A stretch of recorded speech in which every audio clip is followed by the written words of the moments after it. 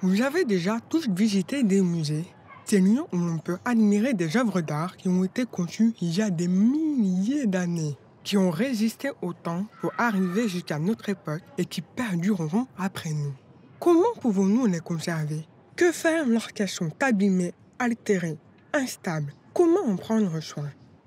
C'est là que nous sommes amenés à intervenir, nous, les conservateurs-restaurateurs du patrimoine.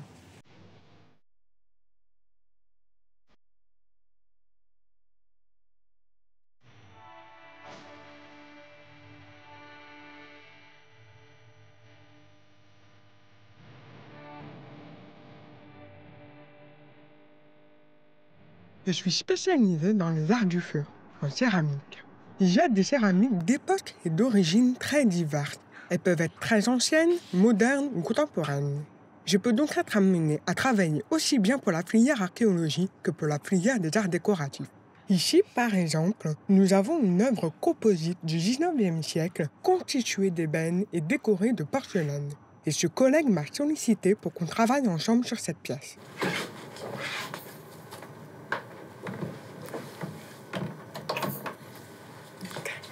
Voilà. Vas-y, ferme la porte. Oh, on peut ouvrir la porte ou pas? Voilà, super. Et là, il n'y a pas de tension, en fait. Non.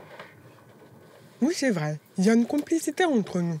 On est entre professionnels et il a compris ce que c'est que d'être sourd. On s'entend bien dans le travail et c'est rare qu'il y ait des malentendus. C'est moi qui suis handicapé, plus elle, là. Mais tu connais la langue des Chinois un petit peu? Un petit peu. Comment? Mais juste... Pareil, non. Bonjour. Toi, c'est ça. Ça va? Bonjour. Ah. Mais par contre, si moi, je fais ça... Maman, oui, je comprends pas. Tu m'entends plus? Tourner, là. Voilà. Attends, faut pas te casser le cou. Bah, tu sais, les bails pour qu'on comprenne, en fait. Oui.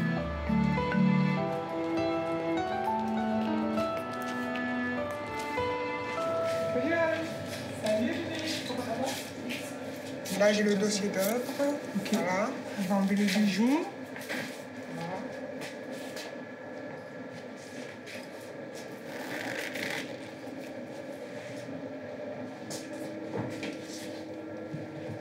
On va voir le numéro d'inventaire. Là, c'est la 10, elle m'avait noté. Ah si. Et le SB23 682. Voilà. Les œuvres d'art sont apportées ici, avant, pendant et après la restauration pour documenter l'œuvre, l'évolution du travail et en garder une trace. Est-ce que tu veux que je fais avec Charles? Oui, tu peux donner le oui. texte, merci.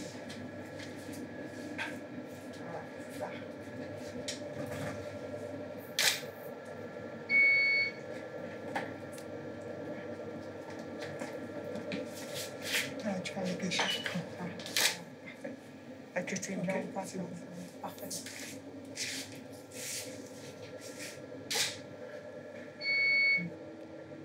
L'objectif est de faire une prise de vue fidèle à la couleur réelle de l'objet, de repérer également les altérations de surface, les altérations de structure et éventuellement les anciennes restaurations.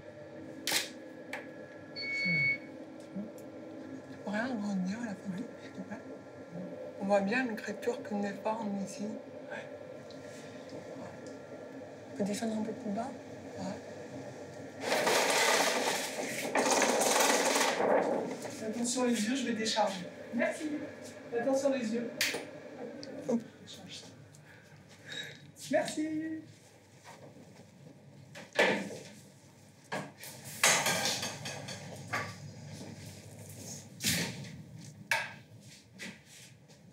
Alors.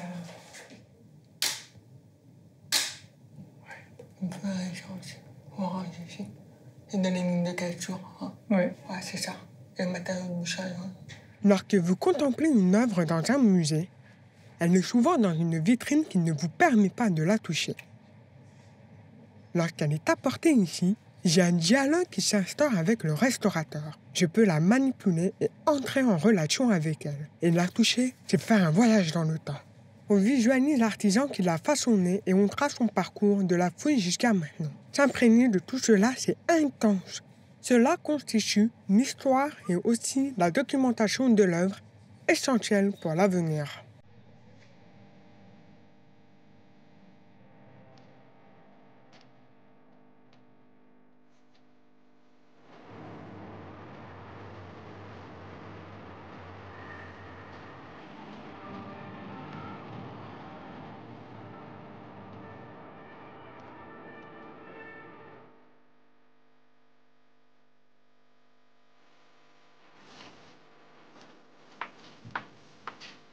Je me trouve à présent aux archives de la Cité de la Céramique de Sèvres, car nous avons récemment reçu le cabinet d'Isabelle II au C2RMF afin de le restaurer. Avant d'intervenir sur cette pièce, il faut dans un premier temps étudier son état de conservation et aussi faire des recherches sur son passé, ses origines, sa fabrication et son histoire. C'est pour cela que je suis ici. Super. Attends. Là, c'est 1846. Pas de découverte en fabrication. Ouais. Ici, on a tous les détails, des informations sur les matières premières qui ont été utilisées. Donc, avec exactement la quantité de chaque... Chez moi, oui. La quantité. Oui, la composition, la quantité de matière. Le kaolin, le feldspath, et tout l'argile. Oui, qui nous intéresse aujourd'hui. Pardon. L'armoire à bijoux de père. Super. Et donc là, on a le premier dessin préparatoire. C'est en reconstituant les dossiers qu'on a pu savoir que c'était le cabinet qui nous intéresse aujourd'hui.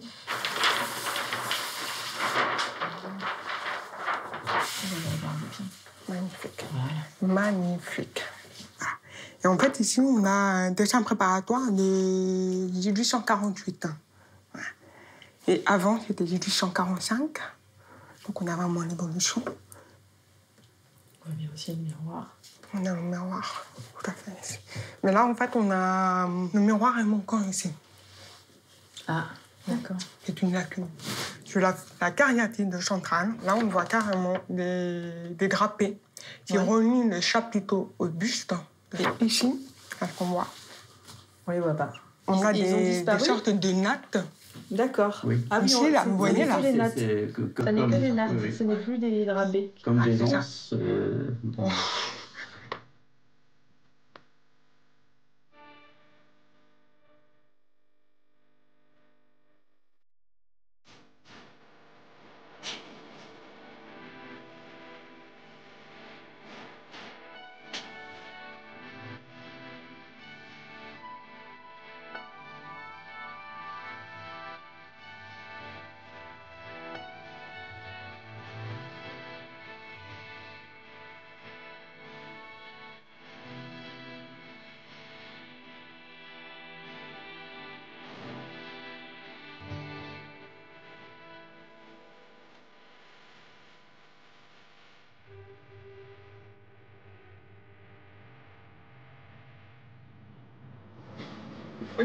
Ça va? Oui, je suis en train de... Je suis intéressé par tes retouches de pigments. Est-ce que tu peux m'expliquer un peu comment tu fais? Parce que moi, ça m'intéresse quand je fais des retouches sur le métal.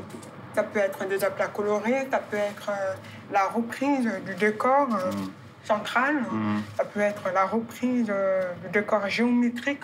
Comme ici, le comblement est au centre du décor, on a été décidé avec les conservateurs d'accompagner, en fait, d'apporter une certaine harmonie. Tu vois. Et un peu plus vers le haut, c'est le petit point rouge, noir. L'idée, c'est qu'ils sont plus stables dans le temps. Et réversibles. Voilà, réversibles.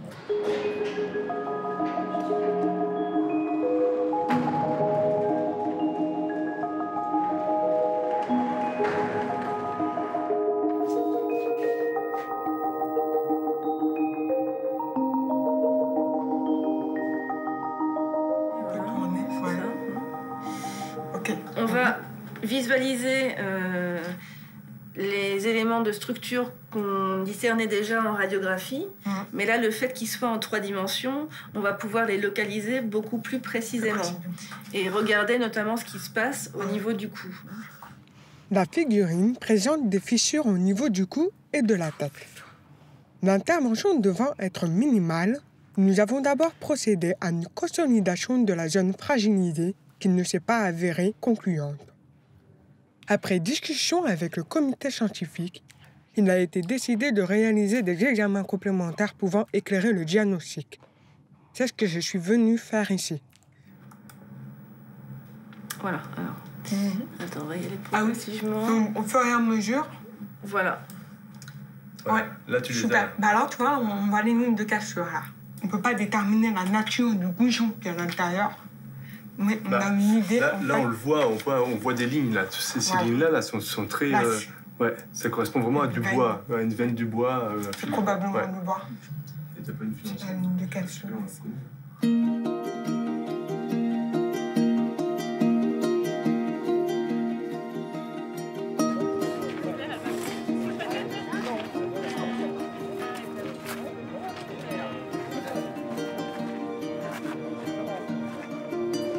Comme c'est beau! Est-ce que tu te disais, ma fille plus tard, elle fera un métier qualifié? Par rapport à ma surdité, qu'est-ce que tu imaginais? À l'époque, on se focalisait sur la parole, sur l'audition. On ne donnait pas d'ouverture sur la culture, sur les expériences concrètes de la vie. Il n'y avait rien de tout cela. On n'y avait pas accès. Mais comment pouvait-on faire? Moi, je refusais ça. C'était important pour moi de t'emmener partout. Pas seulement là où on pouvait acquérir des connaissances grâce à la langue, parce que ça ne suffit pas. Il faut vivre des expériences concrètes, une multitude d'expériences différentes. C'est ce qui est vraiment bénéfique. C'est à ce moment-là seulement qu'on est confronté à des obstacles et qu'on apprend. Par exemple, je t'emmenais souvent au musée, voir des expositions, comme à la Villette. Dans le monde du travail, je suis entourée de gens qui parlent. C'est mon quotidien.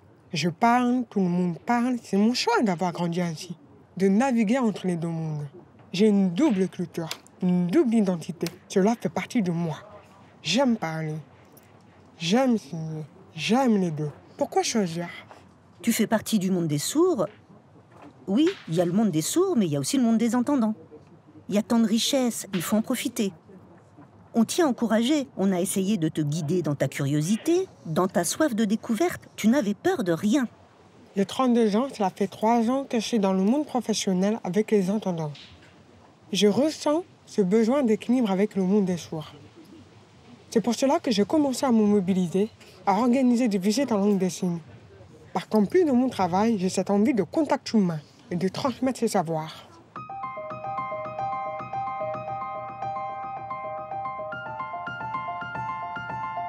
Salut Julie, ça va? Alors, c'est la visite. Qu'est-ce que tu veux faire? Je prépare une visite guidée. Oui. 4 pôles. 20 minutes. 20 minutes. Oui. Qu'est-ce que je dis s'il me parle? Comme on dit, je signe pas. Je signe pas. Désolée. Ok. On va apprendre ce signe à tous les autres agents. Pour que les autres puissent la connaître. Bah, ça, on va pas le dire aux visiteurs. Ça va. Bienvenue à tous au C2 RMF.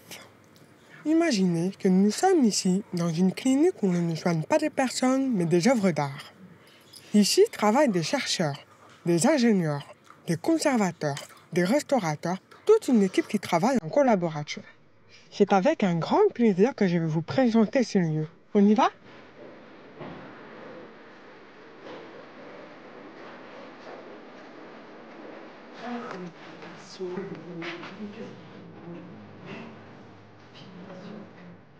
Je suis heureuse de vous accueillir ici. Et cela me touche d'autant plus que ce travail de restauration est réalisé par mes soins en ce moment.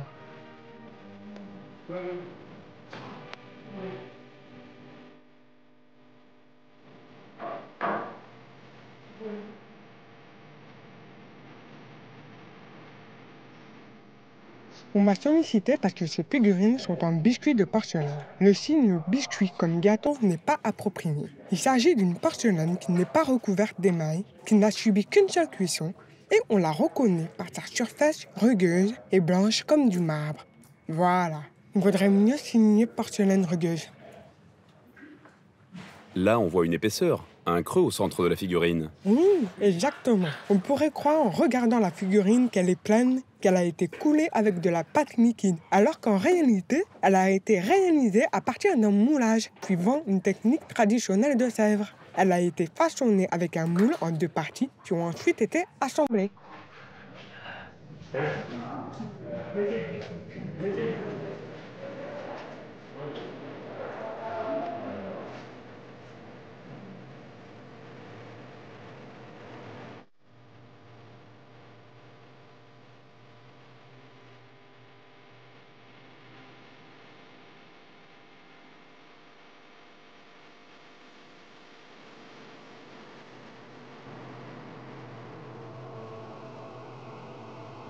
Je vous présente ici un casque de la ville d'Autun qui date du 1er-2e siècle après Jésus-Christ. Il est placé face à Aglaé afin que l'on puisse étudier ses matériaux constitutifs avant toute intervention de restauration. Comment fonctionne Aglaé? Aglaé émet un faisceau de particules sur la matière à un point précis jusqu'à interagir avec les atomes et les électrons rencontrés. Cette réaction entraîne une émission d'un rayonnement qui sera analysé en salle. Mettez-vous dans la peau d'Aglaé et tel un entonnoir cosmique, le faisceau de proton rentre au cœur de la matière et pénètre sur quelques micromètres jusqu'à atteindre les atomes. L'atome est entouré d'un nuage d'électrons qui gravitent autour de lui, disposés en plusieurs couches. Les particules vont percuter les électrons et les arracher à l'atome. Il va donc passer à un état instable parce qu'il lui manque un électron. Un autre électron va venir le remplacer en perdant de l'énergie. Cela va émettre un rayonnement qui va être capté par le détecteur. C'est ce qu'on voit là sur le schéma. Comme vous le savez, il y a différents éléments chimiques qui se trouvent dans le tableau périodique, comme le fer, le cuivre, etc. C'est l'étude du rayonnement propre à chaque atome qui va nous permettre de déterminer la nature et la concentration des éléments chimiques qui composent l'œuvre. Suivez-moi.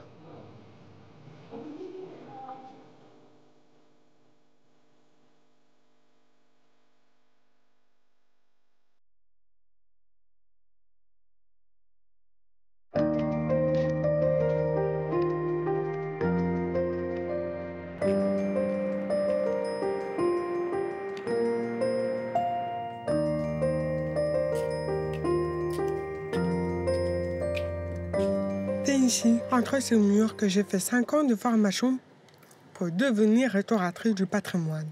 C'est là que j'étais installée et que j'ai restauré ma pièce de mémoire durant 1 an et expérimenté différentes techniques de restauration. Je suis émue, hein. Salut, Vicky. Ça va? Très bien, Félicitations. Merci. Ça fait diplôme. Ça y est, tu es devenue restauratrice du patrimoine. Ça y est, je suis diplômée. Combien d'années t'as fait d'études? 13 ans. 13 ans. 13 ans, c'est Oui. exactement pareil, 10 ans. C'est dur, c'est long, Mais ça vaut le coup. la joie, en fait, Ouais. déjà, c'est un beau métier. Ça a été 10 ans de souffrance. Oui, j'ai souffert. Oui, je me suis battue. Cela m'a demandé des efforts colossaux. J'ai dû faire face à des gens dans mon entourage qui me disaient « Toi, pauvre petite fille handicapée, toi, tu veux faire ce métier? C'est impossible. » Et d'autres « Toi, tu es sourde. Tu ferais mieux d'être comptable. » Et tant d'autres. Et puis aussi tout l'argent qu'il a fallu investir avant d'arriver ici. Cela m'a demandé un investissement financier très important. Sans compter tous les obstacles que j'ai rencontrés. Et malgré tout, j'ai réussi à les dépasser avec persévérance et détermination. Ici, à l'INP, on m'a fait confiance. On m'a dit « tu peux le faire ». J'ai été soutenu grâce aux mesures d'accessibilité et j'ai pu atteindre mon objectif. Aujourd'hui, je fais ce beau métier en équipe. Oui, je suis sourde. Sourde. Et alors?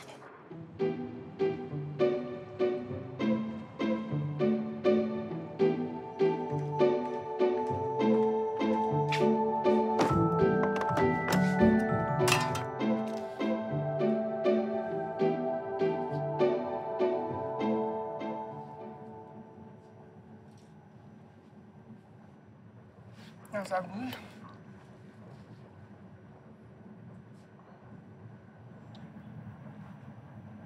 Allez, voilà. On l'a retiré. On va le remplacer par un goujon en fibre de verre à l'intérieur. Quand j'interviens sur une œuvre, j'utilise des matériaux de restauration qui ont fait l'objet de connaissances partagées et d'études scientifiques poussées préalables. L'objectif est de connaître leur stabilité, leur vieillissement et leur compatibilité avec l'œuvre afin qu'ils ne l'altèrent pas et que la restauration soit durable.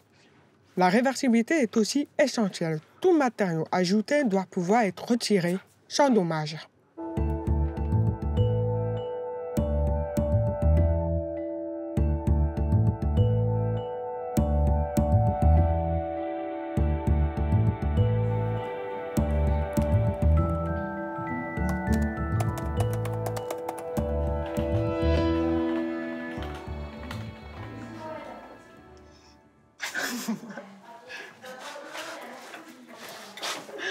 Bonjour. Ça va?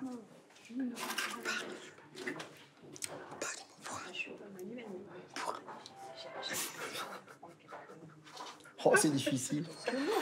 J'ai su que Julie allait prendre poste ici. Et donc, j'ai voulu anticiper. Je ne la connaissais même pas. Mais je me suis dit, c'est une opportunité. J'aimerais effectivement communiquer avec cette personne. Voilà, moi, je fais de l'accueil. Effectivement, ça me paraît intéressant de pouvoir l'accueillir chaque matin.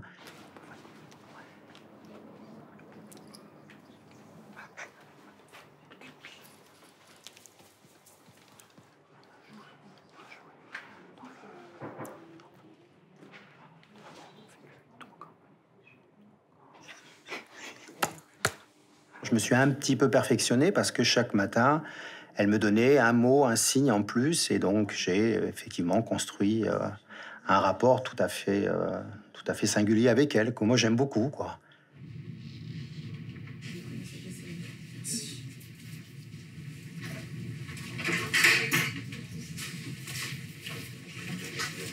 Juste une petite chose, excusez-moi. En fait, merci beaucoup d'être là tout ce matin. Je vous informe simplement, en fait, peut-être qu'il y a des gens qui se demandent quelle est la voix que vous entendez. Et en fait, c'est une interprète, donc je suis Julie Agou, je suis restauratrice dans le domaine de la céramique, donc j'ai restauré effectivement le coffre à bijoux.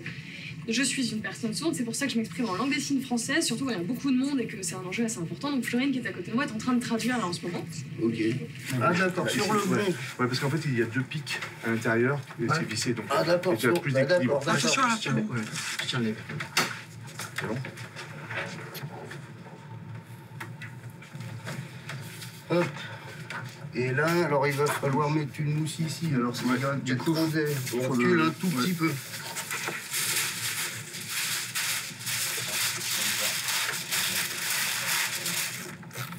Ouais, je prends des photos.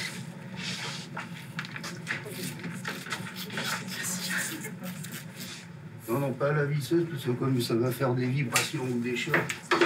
Ouais, ouais. Ils font pas la visseuse. Ok. Merci. Alors par contre, est-ce que juste passer là?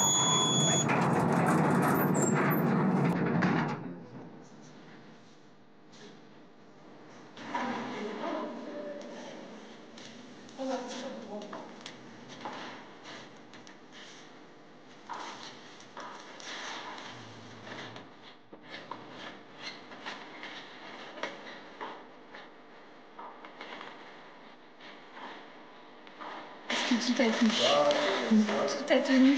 Tout a tenu.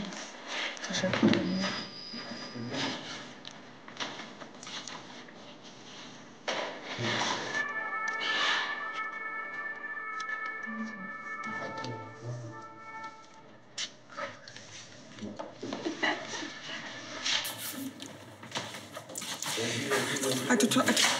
Quoi, attends. C'est quand même... Ah, je pars. Moi? Ouais. Par là? Ouais. Juste pour qu'il soit parallèle à la médiane. Oui, c'est vrai. C'est l'aboutissement d'1 an et demi de travail.